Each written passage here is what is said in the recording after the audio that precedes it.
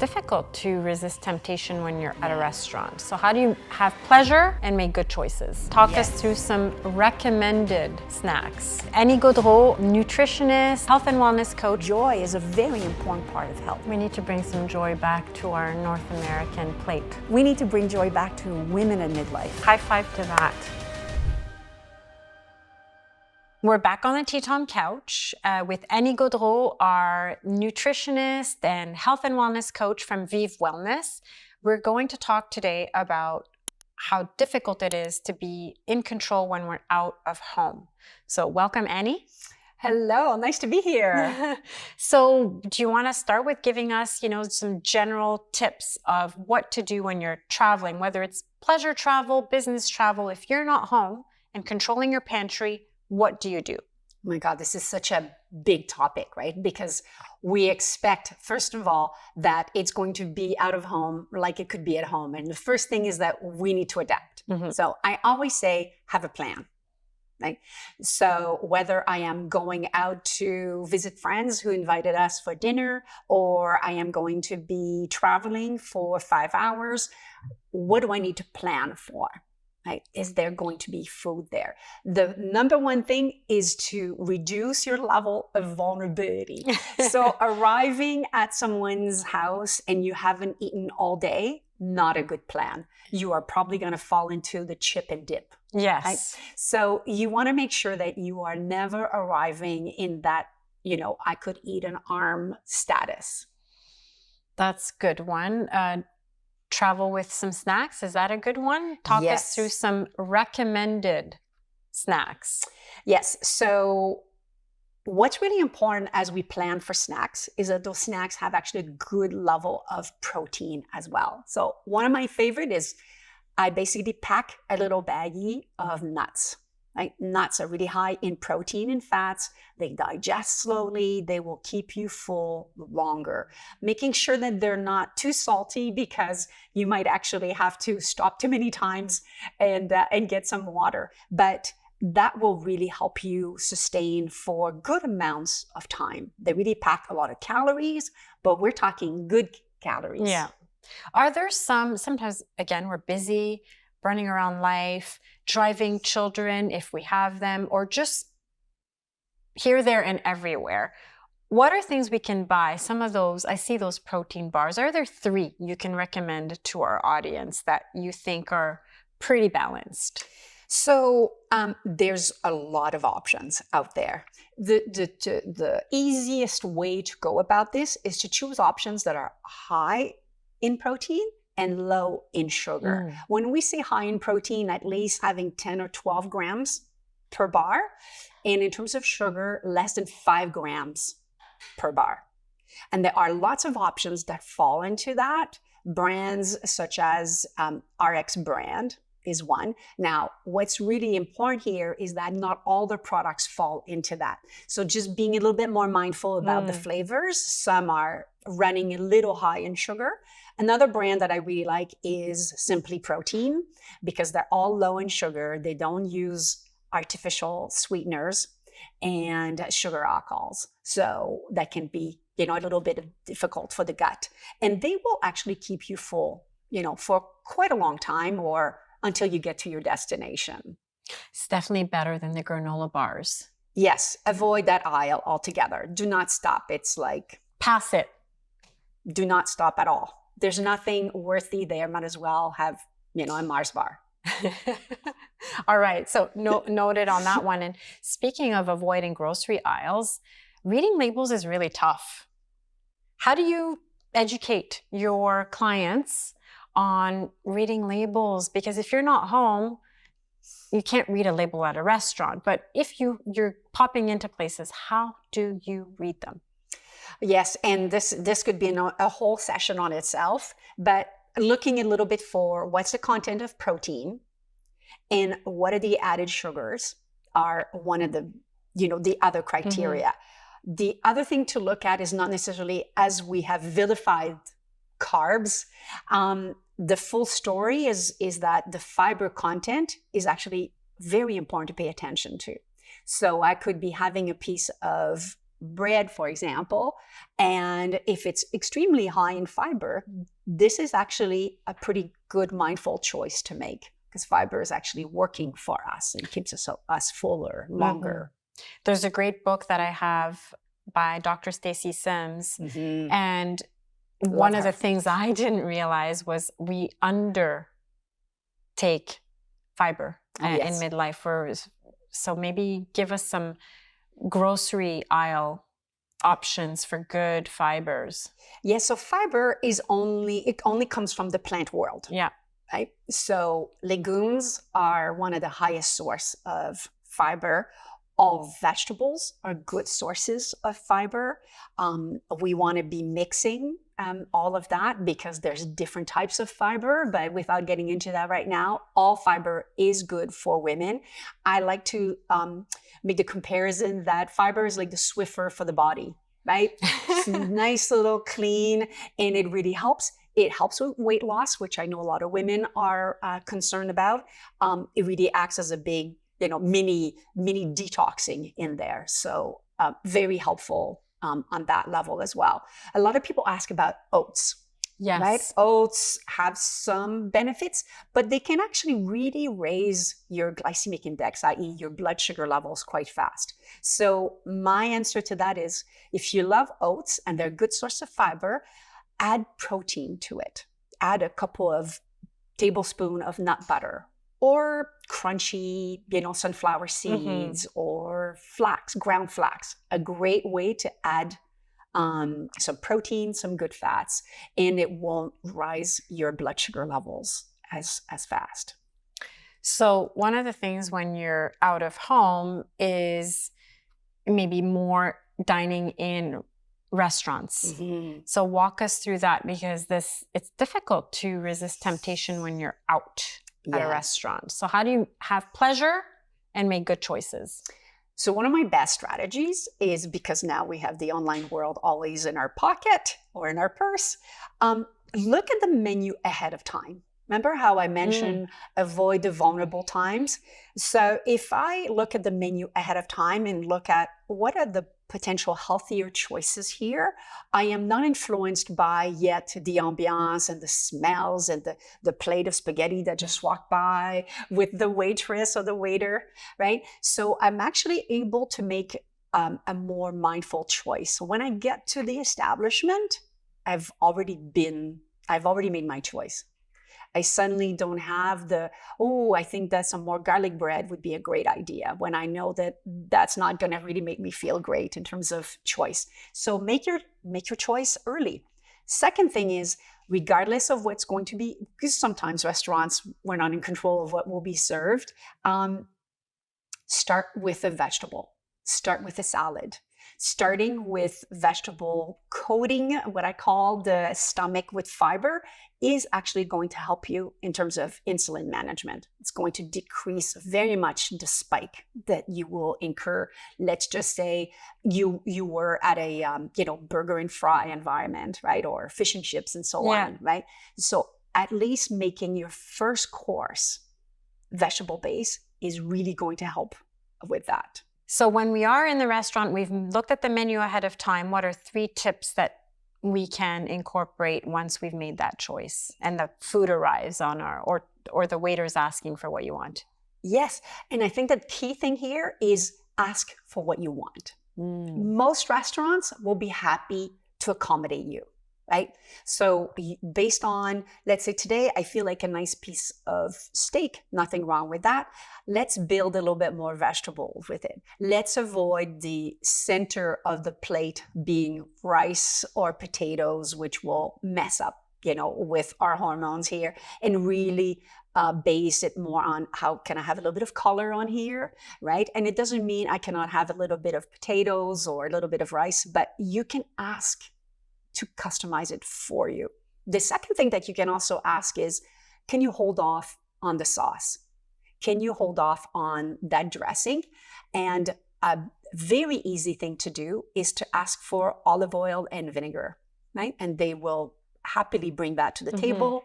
And then you have a better dressing than something that will be highly inflammatory. Those are your easy go-to for sure. The third thing is, and this is something that I do a lot at home, is that we split meals.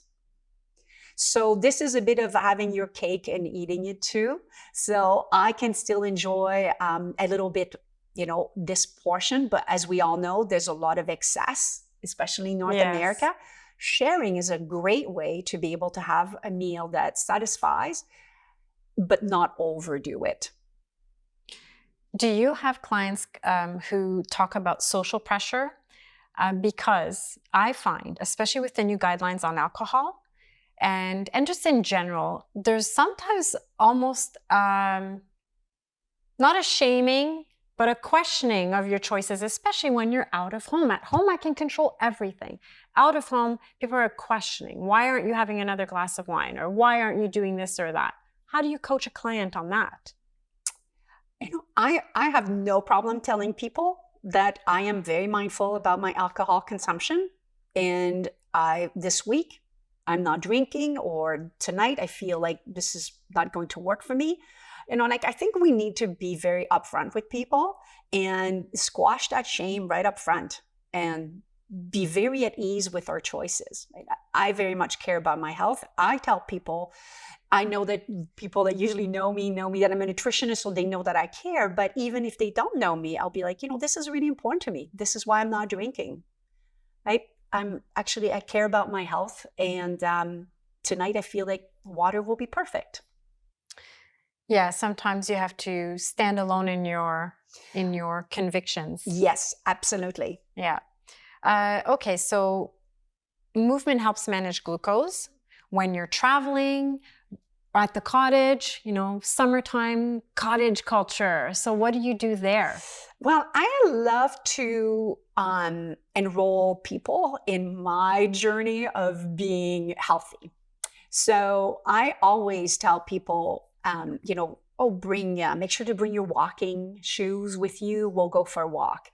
The best thing that you can do after a meal, for sure, to decrease that big spike is and it only takes 10 minutes, right? So I'll say to people, you know what? After dinner, we'll pause, we'll go for a walk, and then we'll come back and do the dishes, right? So 10 minutes is enough. 10 minutes is enough to decrease that spike, but making sure that you enroll others. And because if you say we're going to go for a long walk, a lot of people will say you're on your own. Yeah. If you say 10 minutes, they'll be like, well, I can handle 10 minutes. When we talk about social media, influencers, and all the advice we get, water is one of those things that, I can't take that much water in a day. What's the real recommendation? What do we do with that? It's such a great question, because I think it is a big misnomer that we need 2 liters per day. Maybe if it's 30 degrees outside and you're going to run a 10-kilometer race. But for the most part, that's highly exaggerated. Do we need to drink water? Absolutely. The goalpost is more like 1.5 liters, especially for women. And we all have different size, right? I'm 5'10", you're 5'2". Yeah. I can't do 2 liters. There's of course a very big difference. Yeah. And of course, the type of movement that we are doing. Spurts throughout the day is the best way to do it as well.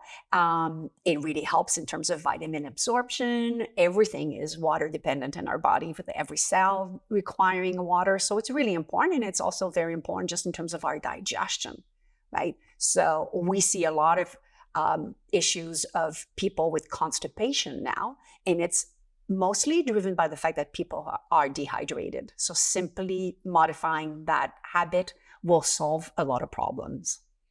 Caffeine. What about caffeine? So again, there's been a lot of research. I think that every week there's a caffeine research. I don't understand why there's so much research on it, but there is. The reality is I recommend no more than 1 cup of coffee to 2 per day, especially at midlife. It can start increasing anxiety. This is the last thing that we need, right? At midlife, we really want to be removing the stressors and calming the body. So if we need a little bit more vitality, a little jolt of energy, I'm much more inclined to recommend green tea, matcha tea, which have great health benefits, in addition to increasing our alertness. So slowing down on the caffeine, and especially because it is dehydrating as well. Mhm. Now, electrolytes, there's a whole industry with a flavor and an ingredient. I mean, there's as many as I can imagine. So what's the deal with those? Did we really need them? Unless you are going to be active outside all day long, or you are an athlete training for, I would say, in a cardio capacity for over an hour, you do not ever need to come near anything that is electrolyte based. This is a big marketing business, and it is extremely damaging. We give that to children. I believe it's criminal. Children do not need that. They need water when they're playing soccer on a field, absolutely, but they certainly don't need Powerade or Gatorade or any of those things. What about hotel room stuff that we can do? Do you have any recommendations there? Yes. Most environment now have gyms. You can be 10 minutes on a treadmill. You can also easily do 10 minutes outside in most seasons, and you don't have to just necessarily walk. You can dance, by the way. Women love to dance. I always say, have a little dance party after dinner, right? This is a great way, again, to get moving and get that manage the blood sugar levels. So there's ways to make this fun. There's ways to do it. Nowadays, you have your own playlist on your phone. Yeah. Put a bit of music and you can dance for 10 minutes. I have been known to do that. I probably look crazy, but I feel better, so much better after. Let's tackle resort travels with all-you-can-eat buffets. What's your advice there? Two things again. Start with a vegetable. Start with a little vegetable entree. Entree in French is your appetizer. Yes. Always mix those two. So start with a salad before you are going to serve yourself a main plate, but then build your plate based on protein first, right? Vegetable second, ensuring that you have a nice plate, but that's it. No seconds. That's the biggest challenge, is that's a complete meal. And if you're on vacation, sometimes you're just like, come on, I just want to have a little fun. Yes. And, tackling the dessert section. So what can we do there to indulge a little? Two strategies. Yeah. One is, I think that as we look at having a healthy lifestyle, we're not looking at 100% of the time perfection. 80-20 is a great rule. The 20% is for those Thanksgiving and Christmas and our holidays. They are meant to enjoy life, right? If I am going to be traveling, I certainly want to have that beautiful churro that they have because it's fresh and everybody says it's the best thing. I will definitely have it. So I count that in my 20% little bucket. I want to enjoy and really not restrict myself. The second thing is, if you are going to have sweet things, have them directly after your meal. Don't have them on an empty stomach. That's really going to help you as well in terms of not retaining as much. So you mean the deep fried donut at breakfast is not a good idea? Exactly. Okay. But maybe right after dinner. Right after. Maybe. The 80-20 rule. That's a great one. And okay, so any top three myths that we want to debunk in out-of-home eating? Well, I think that keeping it to the 20% is really important, because out-of-home food has a lot of the less healthy fats and very high in sodium, right? Not our friend. So we do want to be mindful, but there is a way, right? There is a way as we manage with greens and start our meals in that respect. The second is that we should be enjoying, right? Not all things out of home is a disaster waiting to happen. And I think that there is a time to enjoy. And I'm very much about the enjoyment of food in the community and our friends or family with whom we are. So we're blessed to have that moment to really enjoy that, and make the most of it. That's good advice. I want you're French. I'm half French. So let's have a little moment here. We talked about wine in another episode, but I want to revisit it. Annie, why do the French have such a great perceived health? Maybe I'm wrong, but it seems that way. They drink wine. The infamous every French day. paradox. La baguette, le vin, le fromage. Yes. Tell us, what's the deal there? I think it's not just one thing. Yeah. It's not just the brie, for example. It is a number of things. One is that there is virtually no snacking in that culture, which is also the case of a lot of the Mediterranean countries. So there is no snacking. The food is real, made with real ingredients, most of the time local. So you're also nourishing yourself with good food. It's also not excessive.